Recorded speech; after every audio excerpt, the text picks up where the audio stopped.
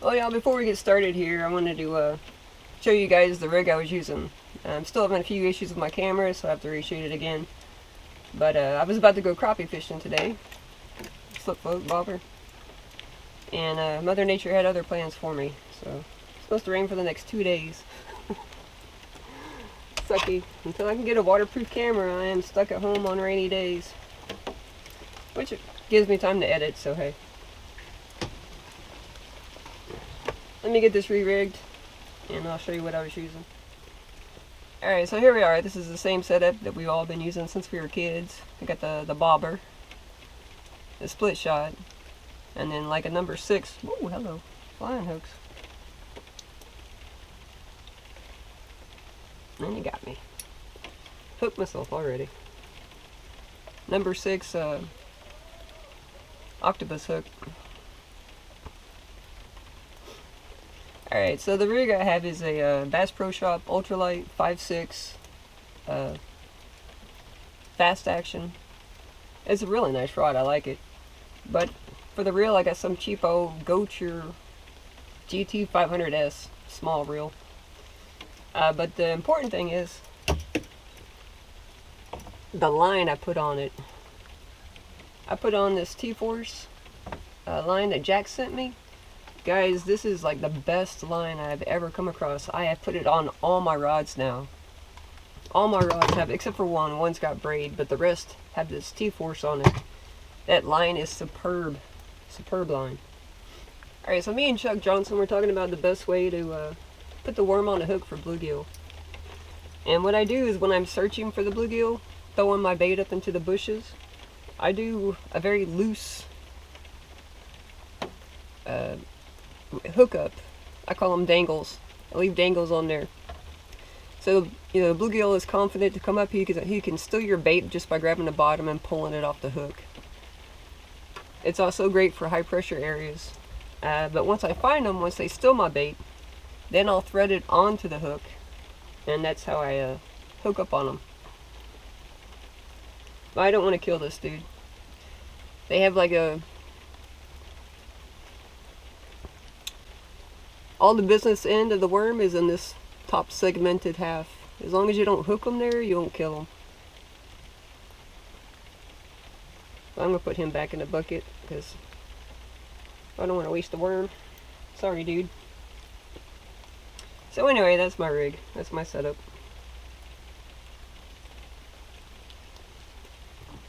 On to the video.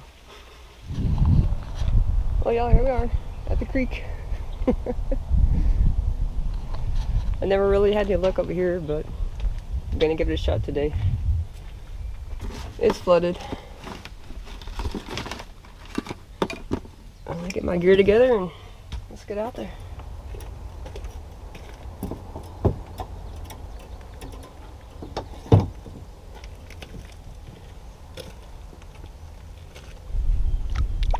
Well, I'm gonna go try a different creek. When I parked over here, I did not think about the bridge and the flood.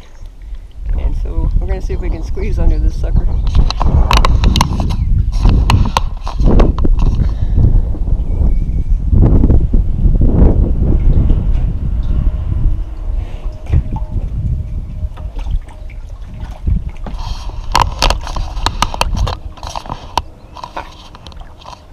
Piece of cake.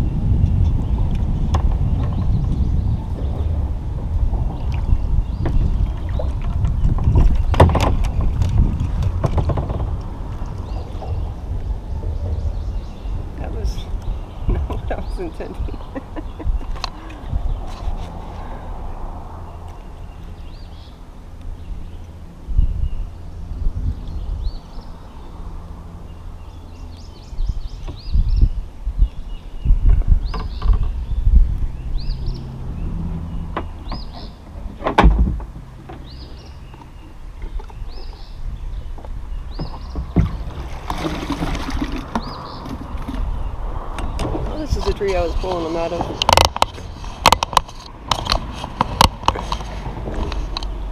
But I seem to have got them when they stopped biting.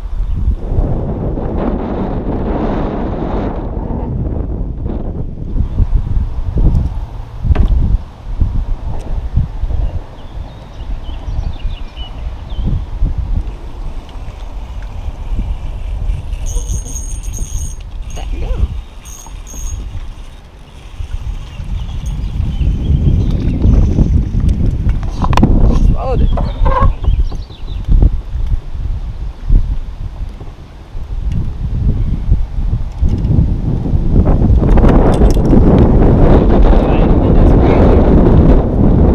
Just one day without wind. Just one.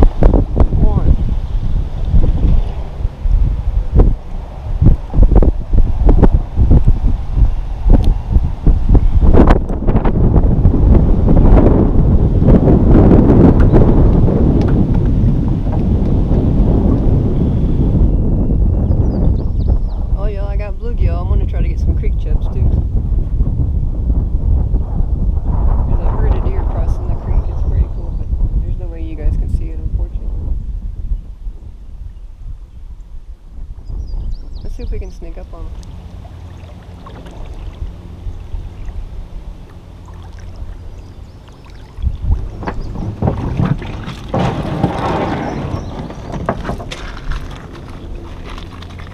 Well, I spooked the deer so you didn't get to see them, but I found the creek chubs, so that's what I wanted.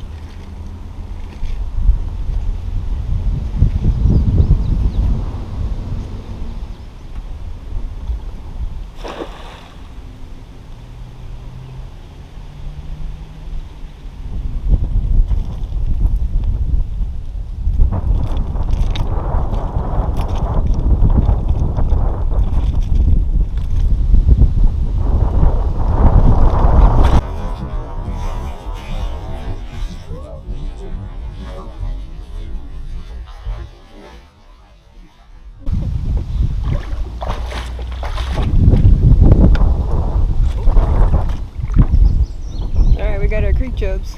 We're gonna float back down and maybe pick up a couple more bluegill and then go get the cat rods.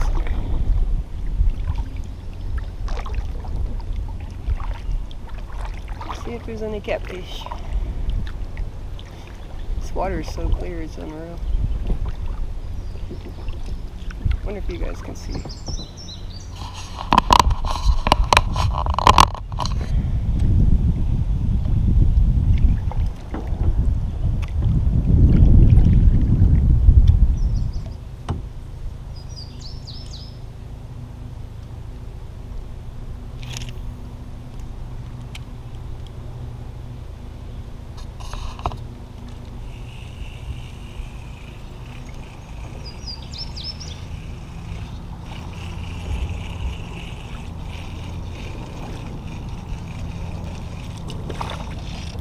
Ooh.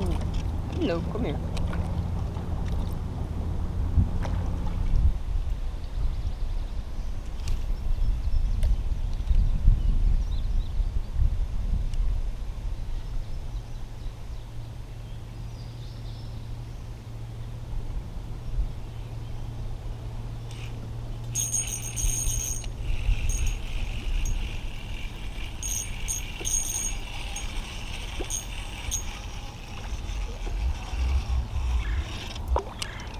And just where do you think you're going with my worm? Huh?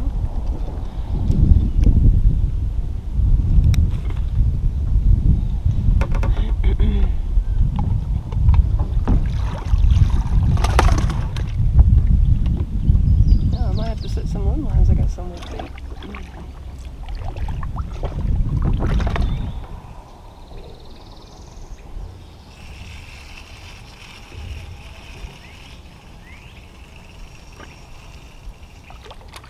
Oh, you gotta chase him.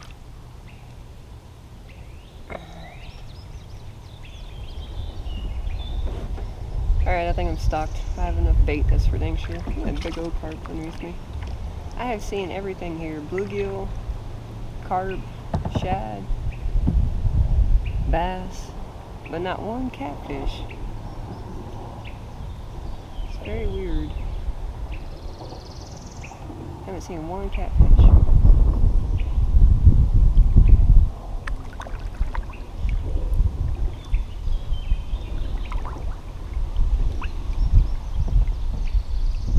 So much bait and not one catfish. I don't believe it.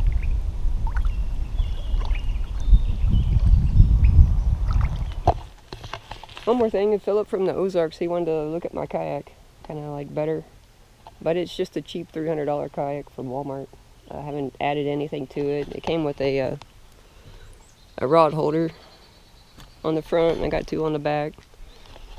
I did order a couple of side rod holders, but they didn't come with hardware, so I gotta go buy hardware. So they're still in the box. Oh yeah, that's my kayak. Just El Cheapo.